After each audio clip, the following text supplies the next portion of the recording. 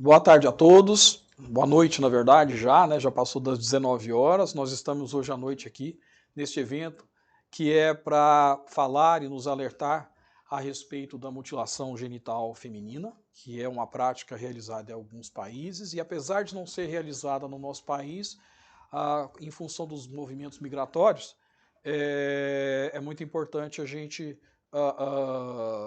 estar atento a isso em função de o profissional de saúde poder ser o primeiro a detectar esse tipo de coisa, enfim, precisamos saber porque isso consiste, como a professora, a doutora Cristiane vai nos falar, consiste em um ato ilegal, né, e que fere a dignidade humana, e nós vamos falar um pouco a respeito disso aí, né. Bom, eu não vou perder muito tempo aqui, eu quero só ressaltar que esse é um evento promovido pela Associação Médica de Goiás, eu aproveito para cumprimentar meu colega Washington Ferreira Rios, que é o presidente da AMG, meu colega de turma, meu colega de departamento e grande amigo. Também pela Sociedade Goiana de Ginecologia e Obstetrícia, representada pelo professor Alexandre de Moraes, que eu cumprimento também, meu amigo também de departamento, e também pela Universidade Federal de Goiás, onde eu sou docente, e eu aqui saúdo o professor Valdemar Naves do Amaral, que também representa aqui a Academia Brasileira de Ginecologia e Obstetrícia e também a Comissão de Residência Médica de Goiás, que ele é presidente e o vice-presidente, o professor Tarek Saidá. A professora Cristiane, que eu estou tendo o prazer de conhecer já agora, né? Eu não vou ler todo o seu currículo, né, doutora Cristiane, porque, só um minutinho, eu vou ler o currículo sim, só um segundo, porque é um currículo que Não merece, precisa. mas merece ser lido, para a gente saber com quem a gente está falando, né? Porque realmente é realmente muito forte, né? Vamos lá. Você tem aí pra gente, o Maurício? Eu coloquei. Então, sim, o mini currículo, pode ser. Tem aí? Bom, mas peraí, vamos fazer uma forma mais informal, tá? A doutora Cristiane é fisioterapeuta pélvica, tá certo? Espetacular, eu já tive a oportunidade de ver algumas lives dela, certo? Ela tem uma coisa muito especial no Brasil. Ela é uma brasileira que tem experiência no atendimento a pessoas, a mulheres que sofreram mutilação genital feminina. Por quê? Porque ela trabalhou muito tempo ainda, trabalha, está em contato com os grupos que trabalham com essa população e na África, né? Ela também criou 2 ambulatórios de atendimento também a essas pessoas, ou seja, alguém do mais alto gabarito e que no Brasil é referência nesse assunto. Eu acho que a gente tem muito a aprender com a doutora Cristiane. Eu confesso que quando me pediram para fazer essa live aqui, eu conversei com o professor Valdemar, falei, meu Deus do céu, né? Eu deveria saber disso como ginecologista e sexólogo, eu não tenho experiência nenhuma. Então eu estou muito empolgado para ouvir o que a doutora Cristiane vai nos falar a respeito, porque é um assunto, sem dúvida nenhuma, muito importante para que nós, profissionais de saúde, possamos estar atentos a isso. Sem mais, eu gostaria de passar a palavra para a doutora Cristiane. Boa noite, Cristiane. Obrigada, boa noite. Obrigada pelo convite. É um prazer estar aqui, é um prazer estar falando sobre esse assunto tão importante assim.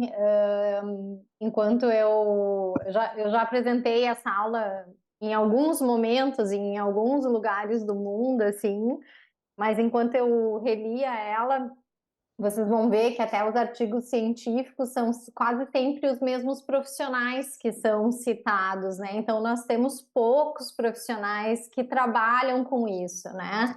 Poucas pessoas ainda ou que conhecem os caminhos ou que estão dispostas a ir até lugares, né, de mais difícil acesso para conseguir especializar os profissionais das próprias localidades, assim, para poder prestar atendimento a essas mulheres e poder aos poucos ir transformando, ressignificando esses rituais, né?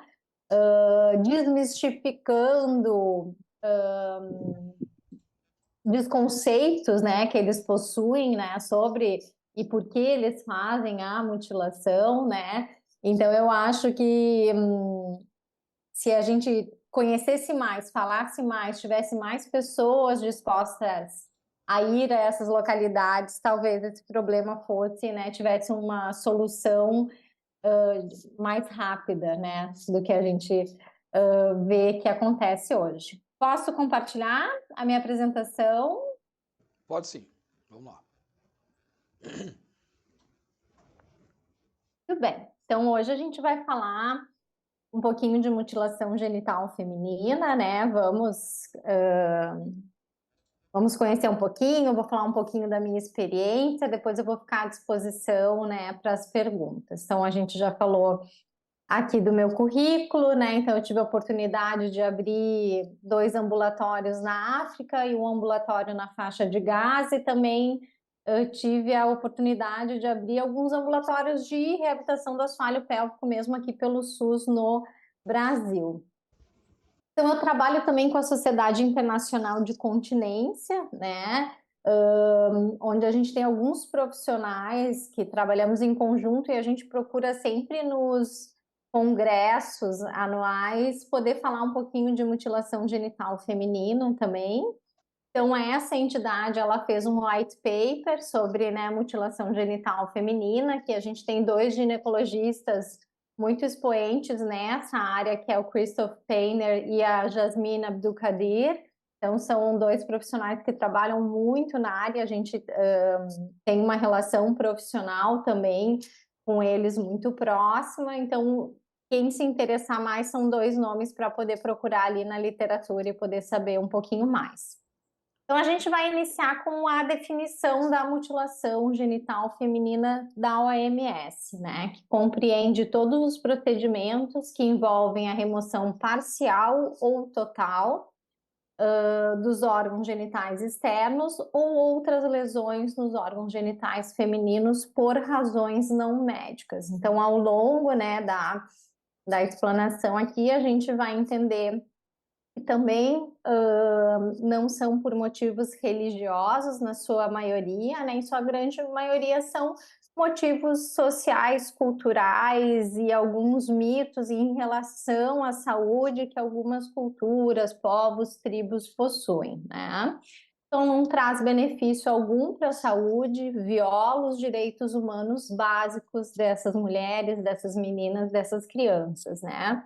Além de muitos riscos associados ao longo prazo, né, como consciências obstétricas, neonatais, urológicas, ginecológicas, infecciosas, sexuais e, obviamente, psicológicas, né? Então, quando a gente via essas mulheres no ambulatório, muitas vezes a gente tinha dificuldade de entender por quantos traumas aquela região tinha passado, né? Então, não só da mutilação, a gente vai falar ali de um dos tipos de mutilação, que é a infibulação, a gente vai entender um pouquinho melhor. Então, esse trauma, ele é os piores, porque ele não acontece em só um momento da vida dessa mulher. Aqui a gente só tem uma distribuição das idades em que a mutilação genital acontece, então a maioria vai se dar ali com menos de 5 anos de idade, mas ela pode acontecer em outros períodos da vida, entre 5 a 9 anos, 10, 14, 15 ou mais, tá? E ela pode, nos casos em que se acredita que a infibulação, então, depois a gente vai ver mais especificamente, mas se costura o introito ali. Então, eles entendem, por exemplo, em algumas culturas, que quando a mulher está gestando, que para a segurança do bebê teria que se costurar a vagina, né? Então, deixando apenas um pequeno buraquinho para conseguir urinar. E isso acontece, se ela gesta mais de uma vez, né, durante a sua vida, isso vai acontecer mais de uma vez, né? Então é um trauma ali repetitivo e faz parte, né, da mutilação genital feminina.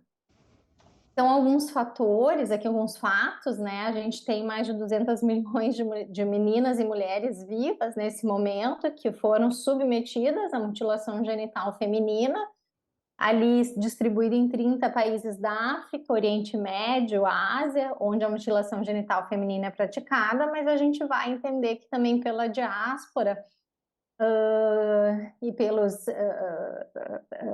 por fatores migratórios, né? Na Europa isso já é uma problemática, né, que está sendo enfrentada. Então, sobre a desigualdade, né, reflete a desigualdade profundamente enraizada entre os sexos e constitui uma forma extrema de discriminação contra as meninas e mulheres, e a prática também viola os direitos de uma pessoa à saúde, segurança, integridade física, o direito de estar livre de tortura.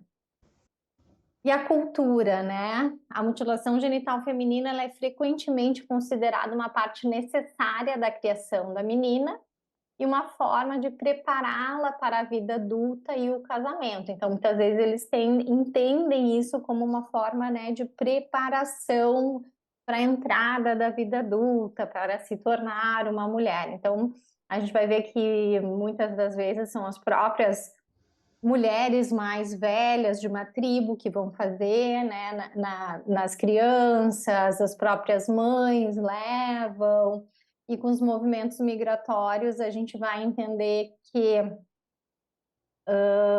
principalmente na Europa, né, eventualmente até alguns profissionais que derivaram, né, dessas culturas tentam medicalizar a mutilação genital feminina, né? Então a gente teve casos até de profissionais sendo presos na Europa, né? E então de um movimento, né, de pegar essas meninas que hoje vivem na Europa, levar de férias para os lugares de origem para realizar a mutilação genital feminina, né? Então isso é algo que infelizmente está cada vez mais comum na Europa e está sendo um desafio, né, para ver como lidar com isso, né? Então inclui ali o controle da sexualidade, né, para promover a virgindade pré-marital, fidelidade conjugal. Então, eventualmente, né, na infibulação, além de tirar a glande do clitóris, né, os lábios maiores e menores, eles costuram o introito para que daí somente na noite de núpcias o marido rompa, né, aquela costura que elas fazem. Então, a gente não está falando em muitos casos, de um trauma único, né? A mutilação que acontece ali a menor de 5 anos de idade que nunca mais vai se repetir. Então, isso pode ser algo que acontece mais de uma vez ao longo da vida dessa mulher, dependendo ali da cultura. Quando a gente fala de anatomia, função sexual, né, das mulheres com e sem mutilação genital feminina, a gente vai ver que até alguns dos papers, né, da Organização Mundial da Saúde cometeram, né, um equívoco nos reports, assim, falando que algumas formas de mutilação genital feminina envolvem a remoção total do clitóris, né? Então hoje a gente entende que mesmo que, porque eles, e a gente sabe, né, que é da medicina moderna que a gente foi entender, né, realmente aqui o tamanho real do clitóris, né, que não é só a glande do clitóris, né? Então eles também, não sabendo disso, cortavam a glande e achavam que faziam uma remoção total do clitóris, né? Então estudos foram sendo feitos. Só antes vamos falar ali dos custos dos tratamentos e das complicações, uma estimativa de 1,4 milhões de dólares por ano, né? Com os custos decorrentes da mutilação genital feminina. Então, aqui, quando eles foram fazer os estudos, olha que interessante. Nessa primeira visão que a gente tem, na primeira ressonância, são de mulheres, são 3 linhas, né? As 3 linhas sem mutilação genital feminina. Então, é uma ressonância magnética do clitóris, né? Onde a gente pode ver ali a glande, o corpo, a crura. E quando a gente vê ali na terceira linha, segunda imagem, tem uma barrinha branquinha escrito cutting. Então, essa é a parte que é removida em uma mutilação genital feminina do tipo 1. Né? Então, eles acreditavam ali que estavam fazendo uma remoção total e, na verdade, faziam a remoção ali da ponta do clitóris. Então, quando a gente olha a segunda imagem, né, da ressonância, também 3 linhas, e ali de mulheres que foram submetidas à mutilação genital feminina, vocês podem ver, principalmente ali pela fileira do meio, a diferença, né, que a única parte faltante é a glande do clitóris. Então, muitas dessas mulheres conseguem ter prazer inclusive orgasmo, mesmo tendo passado pela mutilação. Então é bom, até às vezes eu penso que isso é um conhecimento recente, né? Porque se soubesse, né, disso anatomicamente antes, talvez o desfecho teria sido diferente.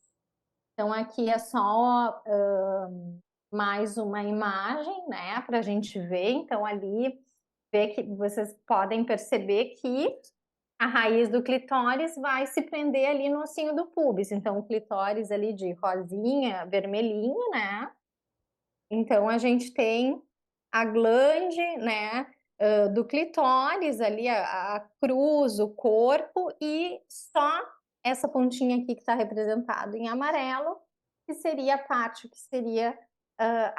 seria extirpada com uma variedade de materiais. É o que elas têm à disposição, que às vezes são lâminas metálicas, às vezes que não tem um bom corte, né? Então, assim, é realmente algo do nível de tortura mesmo, né? Para essas crianças, né?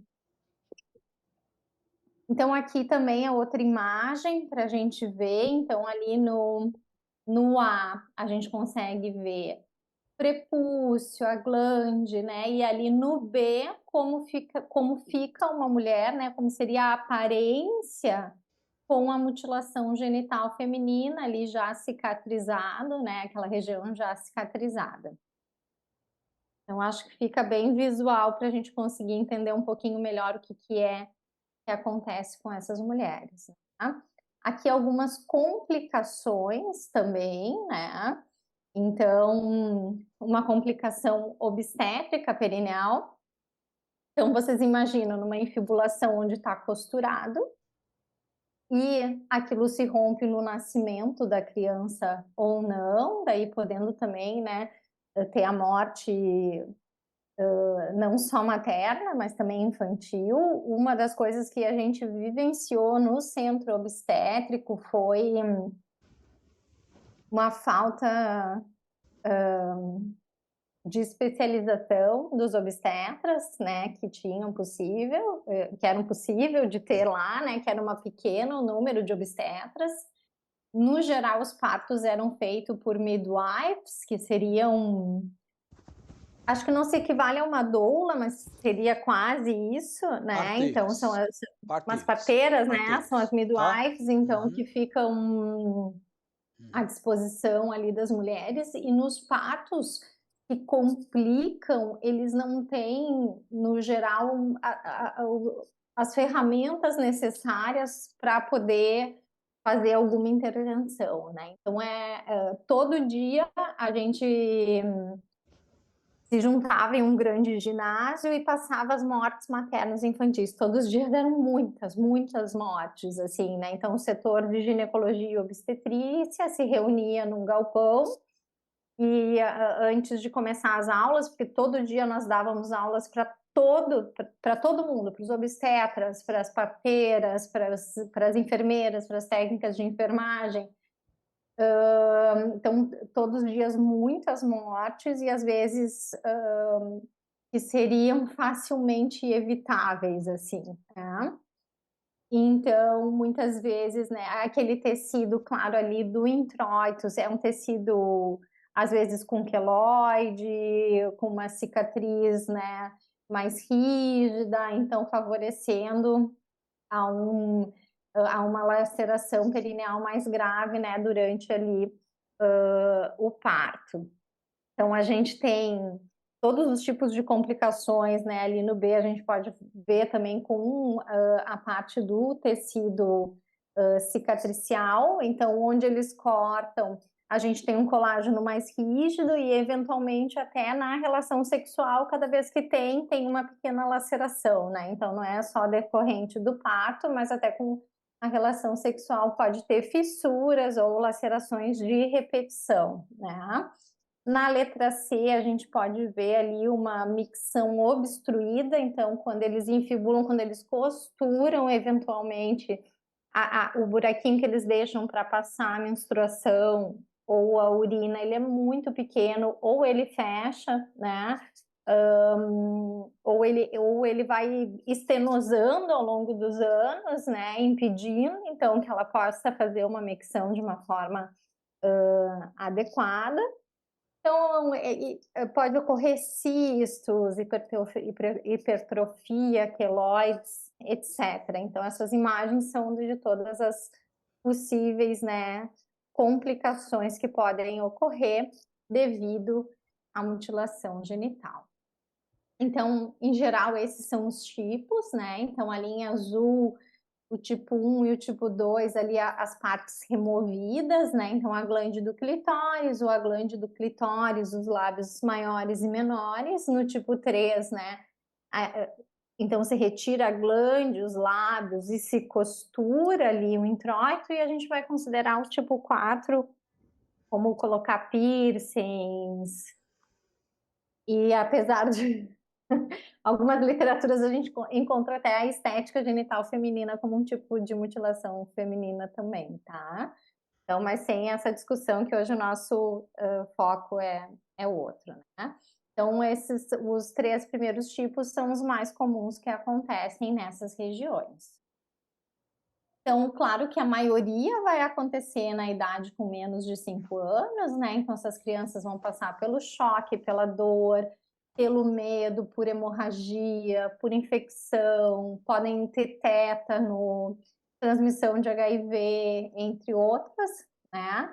Na puberdade ali, a infecção do trato urinário de repetição, inflamação pélvica crônica, né? A menstruação muito dolorosa, ali na infibulação, eventualmente, né? Não tem espaço suficiente para o fluxo ali menstrual, mensal, então são menstruações super dolorosas, queloides, os cistos, os abscessos. A gente vai ver também as fístulas, né? São possíveis também nesses casos. Então, a gente viu muitas pacientes, né?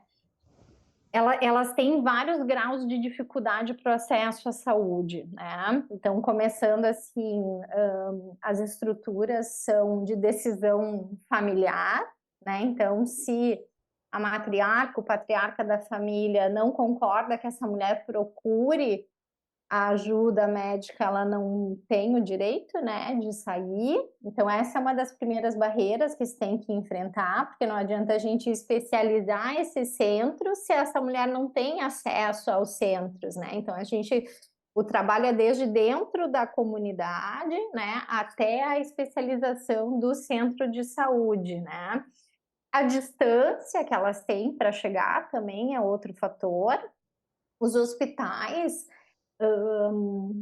são muito mal assistidos, assim, e não tem uma lancheria, não tem, né? Elas não têm condições, então eles fazem fogo de chão para conseguir se alimentar. As famílias se reúnem e fazem fogo de chão, porque geralmente tu não pode ir no médico no dia e voltar no mesmo dia para casa pela distância, tá? Então, a gente tem que entender também que há uma série de barreiras para essa mulher ter um acesso à saúde. Todas essas barreiras têm que ser levadas em conta quando a gente está falando em ir até um local e tentar ressignificar e tentar reestruturar um modelo cultural, social e de saúde, né? Então, o que a gente via quando a gente fala em abscessos, úlceras, né? As fístulas, é que muitas mulheres recorriam a curandeiros assim regionais e colocavam uma série de ervas dentro da vagina. Então, quando elas chegavam no ambulatório, eventualmente elas estavam com um grau de infecção muito grande, ou a própria parede da vagina já tinha colabado por causa do processo, né, infeccioso, por causa das tentativas ali que eles faziam para tentar melhorar uma infecção, né? O acesso aos antibióticos é muito precário nessas regiões. Então, só para vocês entenderem o grau de dificuldade e de complexidade que é tu poder acessar os processos de saúde dessas localidades, né? Então, ali no casamento, na relação sexual, né, geralmente essas mulheres têm dor na relação sexual, elas têm muitos distúrbios, né, psicossociais ali, psicossexuais, elas, como a gente comentou da infibulação, então no sexo, né, eventualmente força e lacera, tem um aumento de infertilidade nessas mulheres, e durante a gestação, ali 70% dessas mulheres pode sofrer de hemorragia depois do parto, né, elas têm 2 vezes mais probabilidade de morrer durante, né, o parto também, ou de morte infantil. Muito bem. Claro que essas mulheres vão ficar, né, com depressão, elas têm muitas características de transtorno de estresse pós-traumático, né, elas sofrem muito disso. Em algumas tribos não é aceito que as mulheres se urinem ou se defequem e continuem no ambiente familiar, então elas são retiradas para qualquer outro local, assim. Então, nas fístulas, por exemplo, né, vésico-vaginais, assim, que são comuns também nesses casos, elas vão se urinar quase continuamente. Então, isso era um problema de isolamento social também dessas mulheres num período mais tarde da vida delas, né? Então, junto nas missões, assim, vai sempre um ginecologista, alguém que saiba fazer reconstrução de assoalho pélvico, que saiba operar uma fístula, mas que saiba ensinar as equipes. O nosso objetivo sempre é a autonomia das equipes locais, né? Então, a gente quer treinar para que eles tenham autonomia e possam treinar os próximos profissionais que se formam. As complicações, então, são as mais variadas, né? Então, de imediato, assim, dor, sangramento excessivo, inchaço, febre, infecção, problemas urinários, de cicatrização, choque e a morte. E as complicações de longo prazo, né? Todos os problemas urinários possíveis, né? Dor, infecção, incontinência, né? Problemas vaginais, menstruais, sexuais, né, as complicações no parto que a gente conversou, necessidade de cirurgias posteriores, né, e dependendo do tipo ali que culturalmente acontece, elas precisam de mais de uma cirurgia, né, de reconstrução ali vaginal. E é o que a gente falou, né? O tecido genital é suturado novamente várias vezes depois do parto, né? Então, a mulher que passa culturalmente pela infibulação, isso acontece várias vezes durante a vida dela. Tá? Então, a Confederação de Fisioterapia fez ali uma pesquisa e vários fisioterapeutas eles viam mulheres com mutilação genital feminina, dependendo da sua localidade. As principais queixas, né, era o trauma perineal depois do parto, a dispareunia, né, a disfunção urinária pós-natal, retenção urinária, dor pélvica crônica, foi o que mais apareceu. Então, a ginecologista que eu falei para vocês, a Jasmine Abdulkadir, ela tem um centro de tratamento de mulheres que passaram por mutilação genital feminina na Suíça, né? Então, se viu a necessidade de ter um centro especializado na Europa, pela quantidade, né, de casos que estavam acontecendo. Ela tem uma clínica cheia, né? Ela vê os pacientes diariamente, tá? Então, tem ginecologistas, fisioterapeutas, né? Educadores sexuais, sociólogos. Então, eles têm uma série de profissionais, uma equipe multidisciplinar, onde eles fazem uma boa avaliação, né? De quais profissionais essas mulheres vão precisar, né?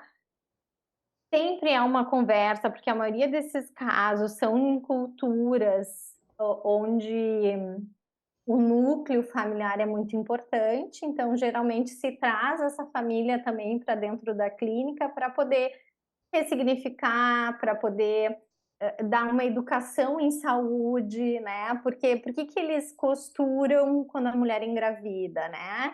Então, vamos entender o que essa família entende, né? Então, muitas vezes eles entendem que vai ser melhor para o bebê, que o bebê não vai pegar uma infecção, que o bebê não vai cair, né? Que ela não vai abortar. Então, poder reeducar essas famílias em noções muito básicas em saúde, às vezes já faz toda a diferença para que para os próximos, para as próximas crianças, para as próximas mulheres, isso já não aconteça. Tá?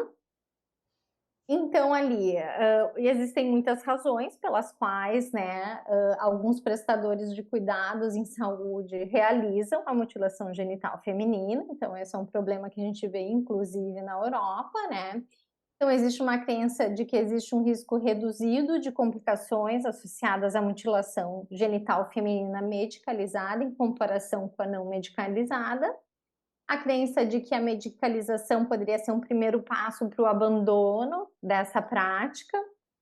E os prestadores de saúde que fazem a mutilação genital feminina, eles próprios são membros das comunidades que praticam a mutilação genital feminina e eles estão ali sujeitos às mesmas normas sociais, tá? Para que isso aconteça. Então, isso a comunidade europeia tem ficado muito atento às denúncias, né? A própria Jasmine já falou que é muito difícil, porque tem algumas mulheres que eles tratam as complicações na clínica, e, por exemplo, depois de um parto, e elas falam que vão infibular de novo. Algumas mulheres querem, por normas sociais, que acabam tendo um peso muito grande na vida, né, delas. Então, claro, a OMS, né, é totalmente contra e tenta treinar os profissionais, né, para abandonar e tentar convencer os outros profissionais a abandonar a mutilação genital feminina no contexto clínico ou não. Então, aqui são os lugares na Europa onde é mais praticado, né, a mutilação genital feminina, a Suíça, a Finlândia, a Alemanha, a França, a Itália, a Áustria, né? Então, às vezes a gente se surpreende achando que não acontece, né? Mas agora pelos movimentos migratórios acontece sim. Então, os dois ambulatórios que eu abri foram em Gana, então foram em Accra e Kumasi, né? Kumasi é mais no interior, mas é a capital do Reino Ashanti, então ainda tem o rei, apesar de Gana ter uma democracia e ter um presidente, ainda existe concomitante um reinado, né? Então existe o reino Ashanti, o rei é dono de quase todas as terras de lá, e ele resolve pessoalmente muito das temáticas, assim, é muito interessante, né? Então aqui a gente tem que quanto mais velha a idade da menina no momento do corte, maior a probabilidade de ela apresentar sintomas de depressão, ansiedade, transtorno de estresse pós-traumático. E a gente pegava muito mais as mulheres num período mais avançado, né? É muito difícil eles trazerem essas crianças, né? Geralmente, quando elas complicam, infelizmente, elas acabam falecendo no local, né? Então, Gana também ela foi colonizada por ingleses, então os profissionais de saúde geralmente, a maioria fala inglês, as aulas eram em inglês, então na primeira foto é a gente tratando uma paciente que tinha uma incontinência urinária mais severa ali, ela tinha um tecido cicatricial bem rígido na região do assoalho pélvico ali, o que ao longo dos anos, né, vai dificultando a contratividade da musculatura do assoalho pélvico também. E ela trabalhava vendendo tomate, então ela carregava, né, na cabeça os tomates, acabava se urinando e tinha que trazer a água também né? Eu me lembro se era 2 ou 3 quilômetros que ela tinha que caminhar com a água na cabeça, então fazendo muito aumento da pressão intraabdominal, acabava perdendo urina. A gente reunia, né, todos os profissionais da saúde em um ginásio enorme para poder conversar com eles. Então, a primeira coisa que a gente tentou levar para eles era o que era dor, porque para eles a mulher sentir dor não era um problema. Então, não era uma problemática a mulher ter dor ou sintomas, ou reclamar, né? Então, era sensibilizar a equipe médica, né? Que foi um trabalho bem árduo, assim, mas eles super flexíveis e abertos. Se vocês não vai dar para ver bem o rosto deles, eu procurei não focar tanto, mas muito dos médicos têm cicatrizes no rosto ou nos membros, porque para te saber de qual tribo cada pessoa é, na infância eles já fazem cortes, né? Então é muito, isso é muito cultural, né? Então quem tem o corte no rosto é da tribo tal, quem tem o corte no braço é da tribo tal. Então isso é uma coisa que já é muito enraizada. Nessa minha missão, eu fui com o Tony Base, que é um ginecologista libanês. Então, a gente dividia as nossas aulas e a gente passava do centro de reabilitação para o ambulatório clínico e depois para o centro cirúrgico, né? Então, a gente conseguia ir atuando ali em todas as instâncias. A gente conseguiu integrar a equipe multidisciplinar, então pegar os profissionais, eles não tinham, apesar de conviver juntos, não tinham uma relação de multidisciplinaridade também, né? Então a gente conseguiu fazer isso. Até esse final de semana, eu passei o final de semana inteiro num simpósio internacional de saúde pélvica global.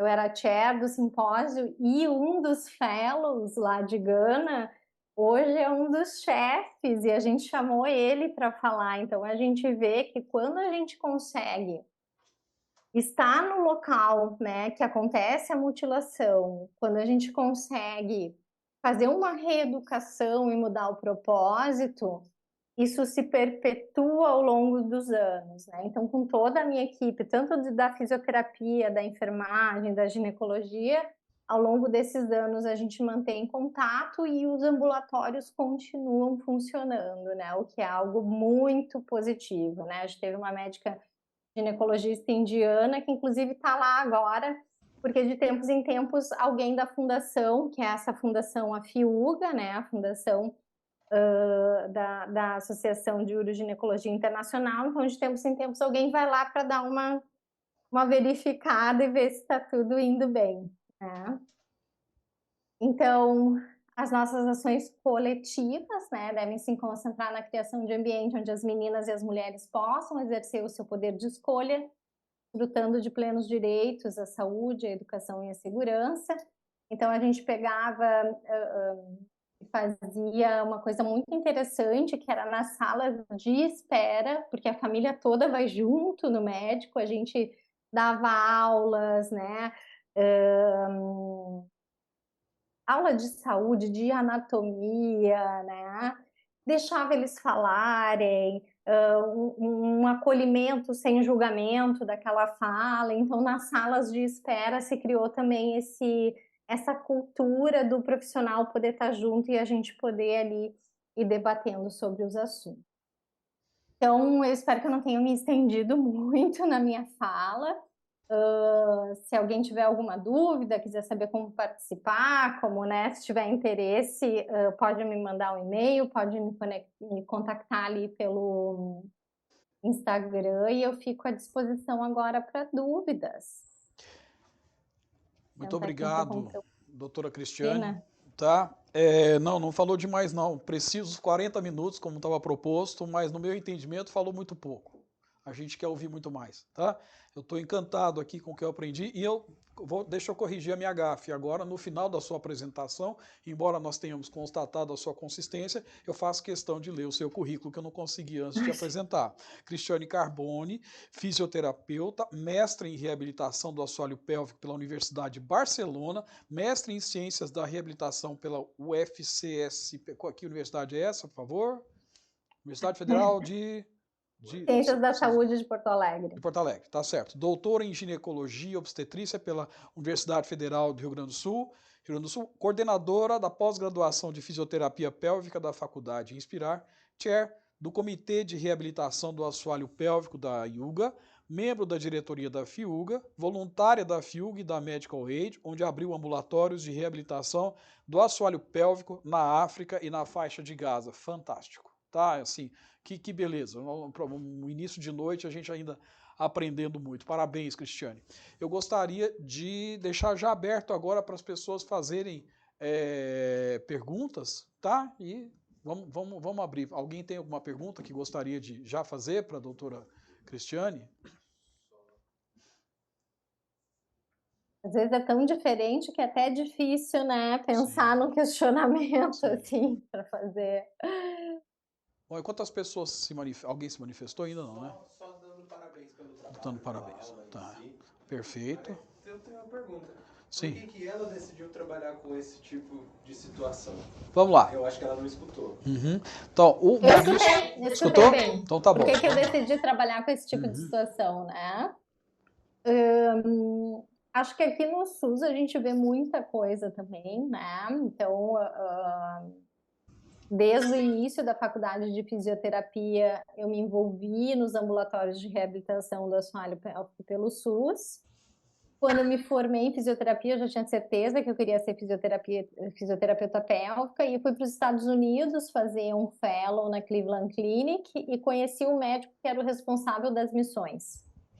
E quando ele me contou, nessa época eles só iam fazer as cirurgias. Então eles faziam as cirurgias, né, iam. Daí eu, né, falei para ele que, então, o que o senhor acha da gente ir tentar educar os profissionais da saúde, a comunidade, abrir um centro de reabilitação que fique fixo lá?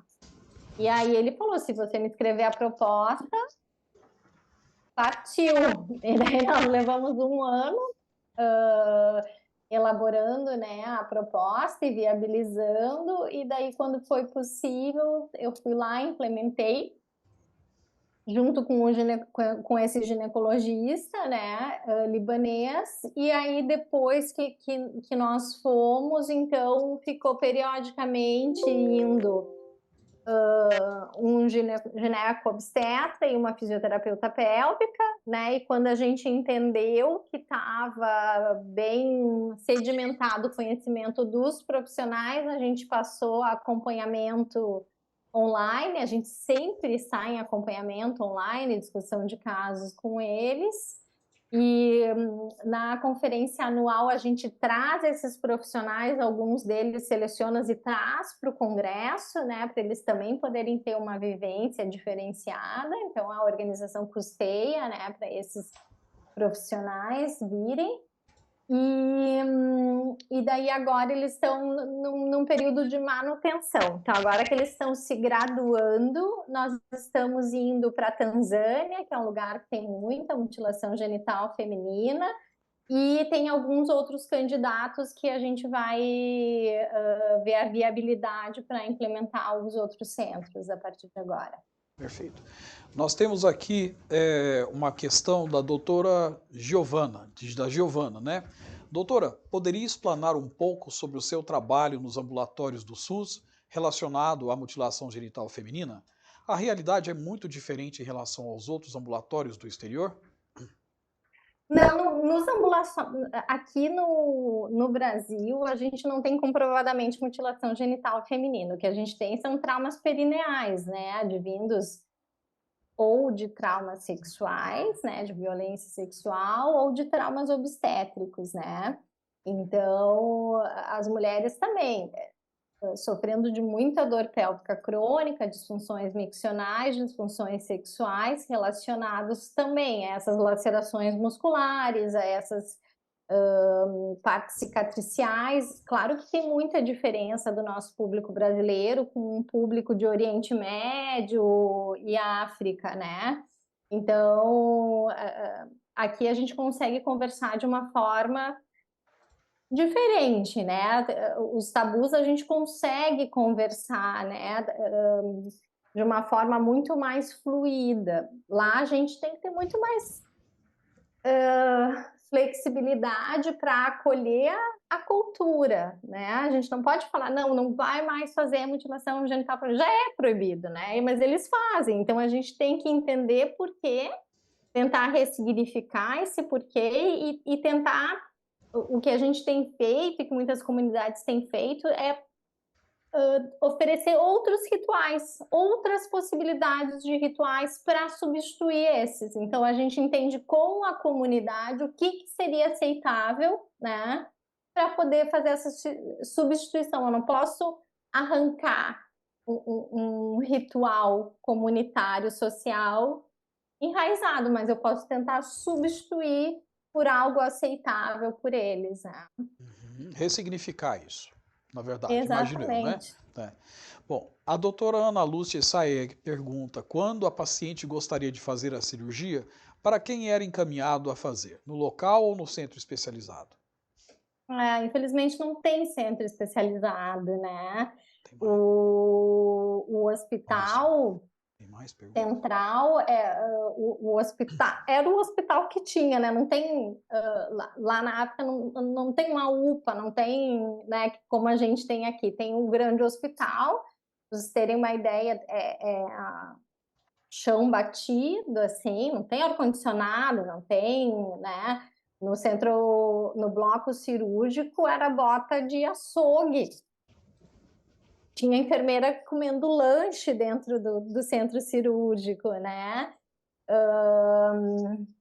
Tem uma história muito triste, assim, porque como elas sofrem a mutilação e tem um tecido cicatricial, daí na hora do parto tem uma grande laceração, eventualmente algumas ficam com retenção urinária no pós-parto, né? A gente imagina que vai ficar ali com uma incontinência urinária severa, que muitas vezes acontece, mas eventualmente elas ficam com uma retenção urinária. Então elas têm que ficar com uma sonda de demora, né? Ficam com a sonda. E aí a gente estava no centro obstétrico e a enfermeira não conseguia desinflar o balonete e retirar a sonda de dentro da uretra, né? Não sei se... Eu acho que é profissionais da saúde, né? Que a gente está falando, ou tem público geral aqui, que fica... Então a gente tem a bexiga, né? Fica uma sonda que entra por aqui, fica um balonetezinho para a sonda não escapar. E aí a enfermeira forçando, e daí esse médico libanês falou, não, vou ensinar vocês, quando não consegue desinflar, a gente consegue estourar o balonete, né? Então ele estava explicando para os residentes como se fazia para desinflar ali o balonete, retirar a sonda, e a enfermeira perdeu a paciência e puxou. E lacerou a uretra, né, daquela mulher. E aí sangue, urina para todos os lados, um grito horroroso da paciente, assim. E aí a paciente parou de gritar e olhou para a enfermeira e falou, obrigada, né? Porque culturalmente, para que elas são resignadas como se o sofrimento fizesse parte da vida delas, né? Então, nossa principal missão era mudar isso do ponto de vista médico, né? Para depois ir para as comunidades para que se entendesse que isso não é normal, que isso não é digno, né? Que isso não faz parte dos direitos humanos. Então, às vezes parece que nem vai dar conta de foi muita coisa, né? Muitos acontecimentos, né? Nessa semana que a gente passou lá. Tem mais alguma pergunta por enquanto? As pessoas podem mandar mais perguntas, mas se ninguém está perguntando, eu vou tomar a liberdade de falar um pouquinho, de perguntar. Então, eu gostaria de comentar sobre a sua apresentação, o que mais me marcou, porque esse é um assunto tão desconhecido para os profissionais de saúde em geral, pelo menos no Brasil, que eu gostei muito daquilo que era mais técnico aí, que você classificou os tipos de laceração de mutilação genital feminina? Porque eu vi nos artigos, eu fui dar uma olhadinha e eu falei, o que é isso aqui? Né? Tipo 1, tipo 2, tipo 3, tipo 4, e realmente agora eu estou entendendo isso aí. Né? Para poder a gente saber como fazer o diagnóstico também, eventualmente se acontecer a infelicidade, nós como ginecologistas, como profissionais de saúde, né, chegarmos a atender uma mulher que tenha passado por esse procedimento.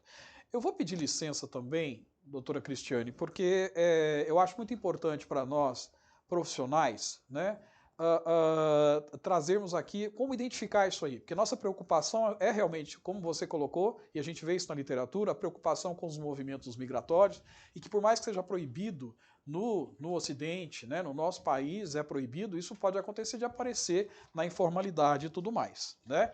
Então, eu vi que teve um estudo, tá, que foi de Wainel, é um estudo de 2024, tá? É um estudo nível 1 de evidência, né? E eu gostaria de citar porque ele traz alguns dados interessantes, porque ele identificou, né, 155 estudos, é um estudo de uma revisão sistemática e meta-análise, 155 estudos incluídos, né? E encontrou aí a prevalência na população em mulheres e meninas na África, tá certo?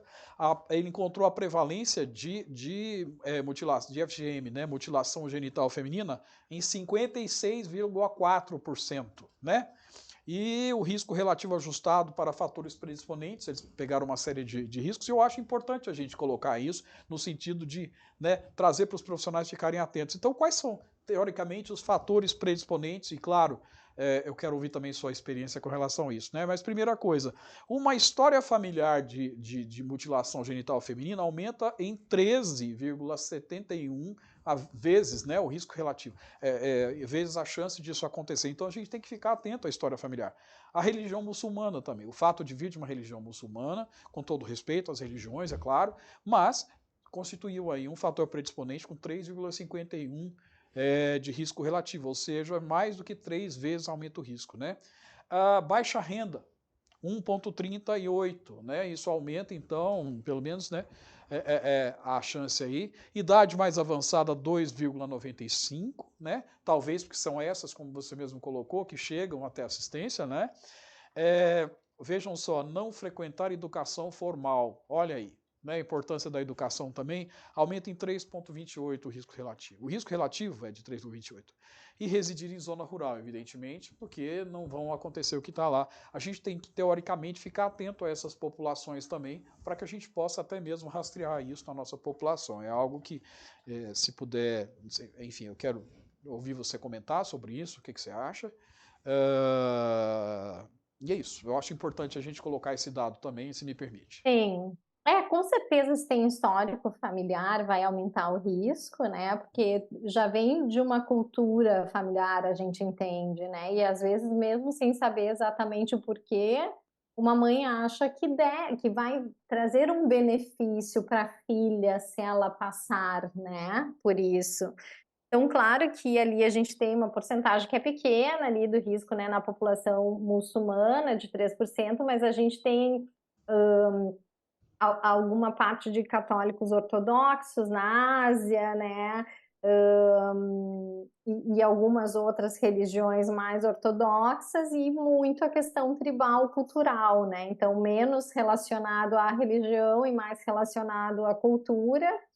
E claro que as mulheres mais velhas, eu vi que tem uma pergunta, né, sobre criança, né? As crianças praticamente não chegam nesses centros, a não ser que elas estejam com uma complicação e com uma situação muito favorável de poder levá-las, porque em muitos países, né, africanos já tem legislação, e talvez isso seja uma coisa, né, que eu não vou saber agora te dizer se o Brasil tem legislação sobre isso. Eu sei que a Europa se obrigou a legislar sobre isso, porque os casos começaram a aparecer, né? Então era uma legislação inexistente porque não havia a necessidade a princípio, né?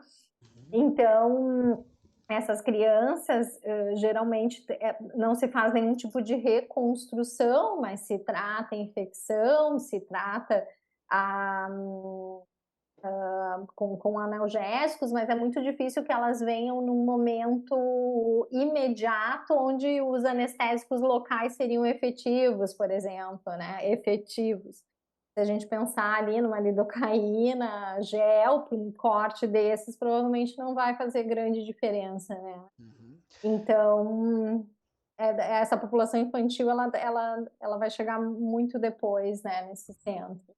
Eu acho, então, isso já é respondendo a pergunta do Dr. Léo Vilas Boas, né?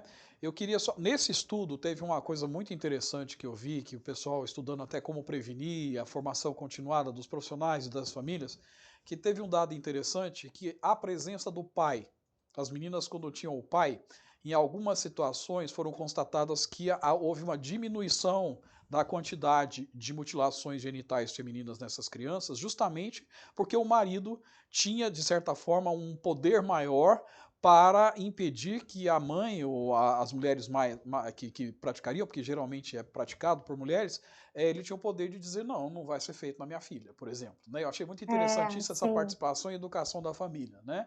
Bem sim. legal isso que eu A acho. gente viu alguns casos que as mães levavam escondidas, inclusive, dos pais, para fazer o Uhum. procedimento. Sim, Vou passar um tempo na casa da minha irmã, e daí realizavam o procedimento.